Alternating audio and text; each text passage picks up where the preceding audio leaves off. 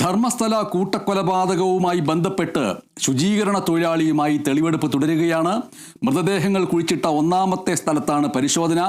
ആദ്യഘട്ട മണ്ണെടുപ്പിൽ മൃതദേഹാവശിഷ്ടങ്ങളൊന്നും തന്നെ ലഭിക്കാത്തതിനെ തുടർന്ന് ചെറിയ മണ്ണുമാന്തി യന്ത്രം ഉപയോഗിച്ച് കൂടുതൽ മണ്ണ് മാറ്റി പരിശോധന നടത്തിക്കൊണ്ടിരിക്കുകയാണ് ഇപ്പോൾ.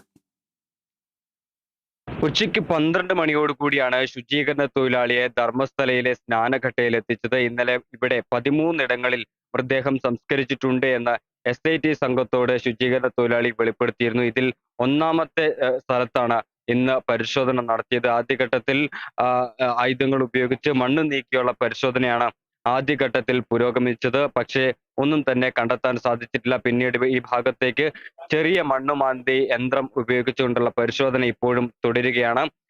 നാട്ടുകാരടക്കം സൂചിപ്പിക്കുന്നത് 10 വർഷത്തിനിടയിൽ ഈ പ്രദേശത്തിന് കാര്യമായ മാറ്റങ്ങൾ സംഭവിച്ചിട്ടുണ്ട്. നേരത്തെ പാർക്കിംഗ് ഒക്കെ ക്രമീകരിക്കുന്നതിന് വേണ്ടി ഈ പ്രദേശത്ത് വലിയ രീതിയിൽ മണ്ണ് എടുക്കുകയും ഇത്തരത്തിൽ ശുചീകരണ തൊഴിലാളി സൂചിപ്പിച്ച സ്ഥലത്തേക്ക് നിക്ഷേപിക്കുകയും ചെയ്തിട്ടുണ്ട് എന്നാണ് ഇവിടുത്തെ പ്രദേശവാസികൾ സൂചിപ്പിച്ചിട്ടുള്ളത്. അതുകൊണ്ട് വലിയ രീതിയിൽ മണ്ണ് നീക്കം ചെയ്തെങ്കിൽ മാത്രമേ ഈ ഭാഗത്ത് നിന്ന് മൃതദേഹങ്ങൾ കണ്ടെത്താൻ സാധിക്കുകയുള്ളൂ. അതിനനുസരിച്ചാണ് ഇപ്പോൾ പ്രത്യേക അന്വേഷണ സംഘം ചെറിയ മണ്ണുമാന്തി യന്ത്രം ഉപയോഗിച്ചുകൊണ്ട് ഇവിടുത്തെ മണ്ണ് നീക്കം ചെയ്തിട്ടുള്ള പരിശോധനകൾ തുടർന്നു വരുന്നത്.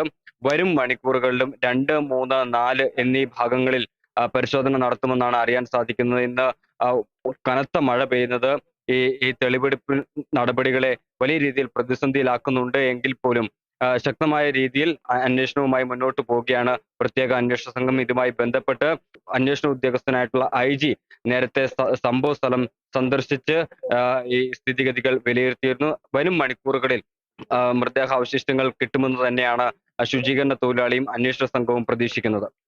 Joseph Augustine, Kerala vision news, Dharmasthala.